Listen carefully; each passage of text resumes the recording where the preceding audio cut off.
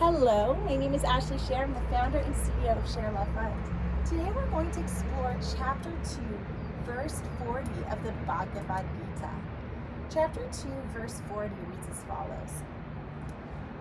In these practices, no effort made is lost, nor are there adverse effects. Even a little practice of this Dharma protects one from great fear. So we can interpret this as even a little practice of this Dharma protects one from great fear. That sometimes by taking action, it overcomes our fears. That fear happens when we overthink things. This is why sometimes exercise or getting out on the playing field feels so good, because we just stop thinking and we get more in that primordial sense where we just actually start doing stuff and sweating it out. So if you feel really fearful about life, then you might want to think about what is the proportion of thinking about what you should do or ought to do and actually taking action. And sometimes when we actually start a project we're working on, then we realize it's not as daunting as we thought. With an understanding of theory and principle, even a little practice won't be wasted and will never cause adverse effects.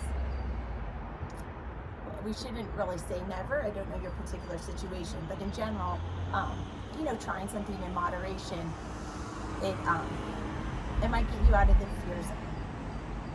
Suppose you construct a house. You want to build the walls and then say, oh, I've spent all the money. Now I don't have enough money to put on a roof. All the energy you used to build the walls is wasted. It's the same with all the worldly things. If you begin, you have to go to the very end to get the benefit. That's why in earlier scripture we talked about the reference to strategic planning. You really want to plan and implement to get results. But in a yoga practice, it's different. Even if you practice yoga, let's say you just do a forward fold and you try to touch your toes one day and you don't reach your toes. It's not like building the walls of a house without a roof. It did something for you. You stretched a little bit. It's not wasted. It's it's like resting at night. Maybe you really need 7 hours to feel good, and maybe you rested 4, but you didn't waste anything by resting 4. It builds you towards your goal. So even a little bit helps. Even just focusing on your breath for a day or a minute kind of draws you inward and gives you a sense of self. Nothing is wasted because maybe you relaxed in that moment. It's like eating. Even if you eat just one day, it wasn't a waste because you're hungry the next day. It nourished you for that one day. It took care of you. It won't go to waste. That's why Krishna is saying that even doing a little bit of good is helpful.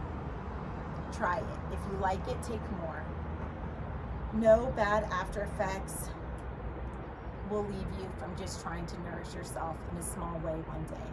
So the advice for daily living is try to not get overwhelmed in being a perfectionist and just try to do something that serves you, even if it's just taking one breath and being cognizant of it, because it's not a waste. Every little bit counts and adds up to self-care. Namaste.